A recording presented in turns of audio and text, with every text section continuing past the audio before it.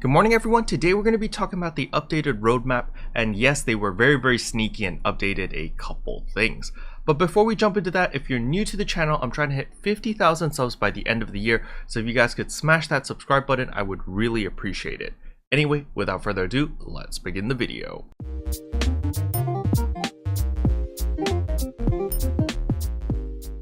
So as we can see over here on the roadmap, on the fall release, nothing has changed here. We will still be getting the trigger quests, we will be getting the mission passes, as well as the implementation of the evolution device share system. So this is basically mag skins, so for those who are like me, who have the Hatsune Miku or the Miku Daio, you'll be able to see that. If we do hit 30,000 on the Twitter campaign thing, we will get the Tails mag skin for free as well. And basically this just allows you to change your little blue ball or whatever floaty device into something else, into something cute, and it's just like an additional accessory sort of fashion item that you can have. Mission passes, I will cover this extensively in tomorrow's video because there is quite a lot to cover. As for the release of trigger quests, I'm not entirely sure what this is going to be, if it's going to be the exact same thing as like the base PSO2 triggers. I'm not sure if they're going to do that, but we'll find out in the October live stream. So this is the part where they edit it.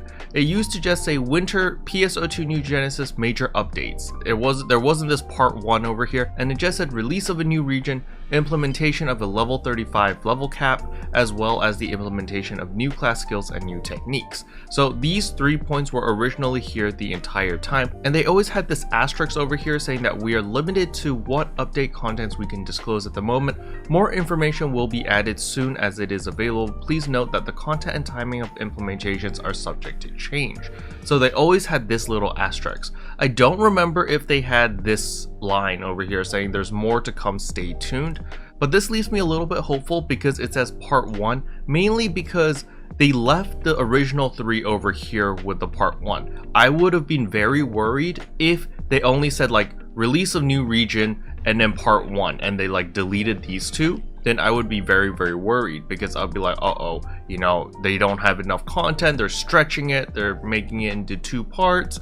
But since they have all of these original ones included in part 1, I'm kind of hopeful that they're actually going to be releasing more content than originally planned, because they understand the state of the game and, you know, the numbers are a little bit worrying, and they definitely need to boost their numbers at the end of the year to make their shareholders happy, to show everyone that, hey, NGS is doing fine, look the numbers, look active players and how much money everyone spent, so forth and so on. And so I think that they are actually adding in more than what they originally planned, which is why they needed to add part 1, and then they probably have a part 2 with even more content so that they can satisfy the community at least to a certain extent. So does this mean New Genesis is going to be fully fixed and everything's going to be wonderful in December? Probably not. I wouldn't hold my breath thinking that the winter update is going to fix everything. It's not some magical pill that, oh, this patch is just going to solve all our issues. I don't think it's going to be a miracle patch.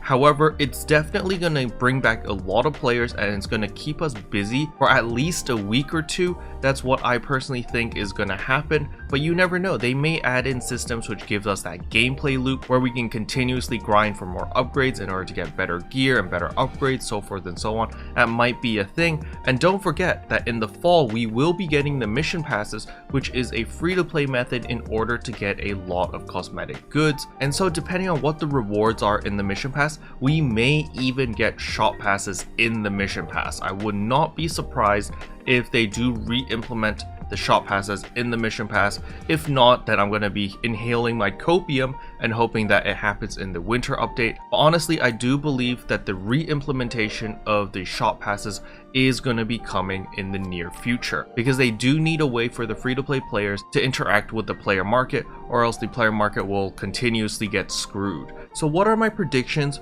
for major updates part 2? In part 1, you know, we've got these 3, they're pretty much locked in, they're confirmed.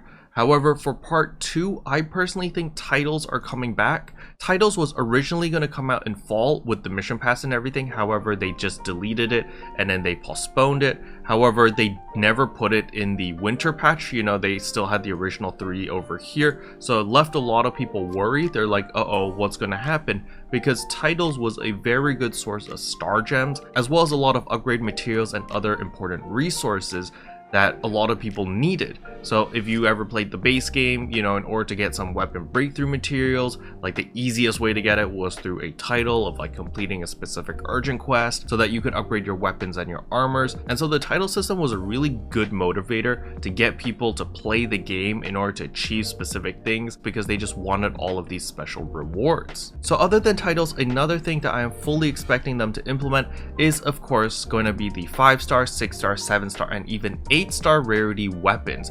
Now, why am I assuming that there's going to be 4 new tiers of weapons and armors? Well, the reason I'm predicting that this is going to happen is because during the original release of NGS, we had 1-star all the way to 4-star. So it only makes sense that the next major update adds another 4 tiers of rarity. They might settle with 3 because the level cap is going to be increased to level 35 and not 40. So maybe they only go up to 7-star rarity weapons and armors.